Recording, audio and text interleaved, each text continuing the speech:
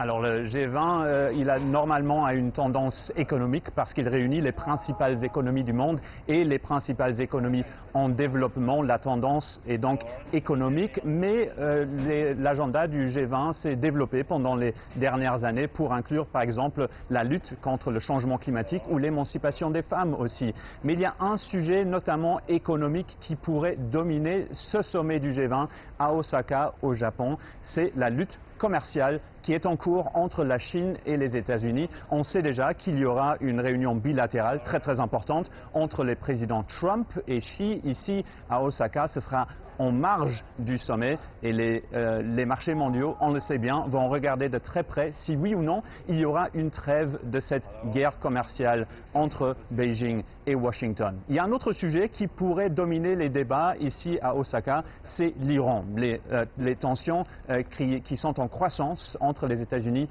et l'Iran. On sait déjà que le président français Emmanuel Macron, par exemple, il va en parler pendant sa réunion bilatérale ici à Osaka avec le président américain Donald Trump. L'intention, c'est bien sûr qu'il n'y ait pas de guerre entre les États-Unis et l'Iran. Alors il y a d'autres sujets qui vont être d'importance. C'est un sujet où c'est un sommet où l'hôte est le Premier ministre Shinzo Abe de Japon. Il va accueillir par exemple Xi Jinping, le président de la Chine. C'est la toute première fois que Xi Jinping se rendra ici au Japon en tant que président.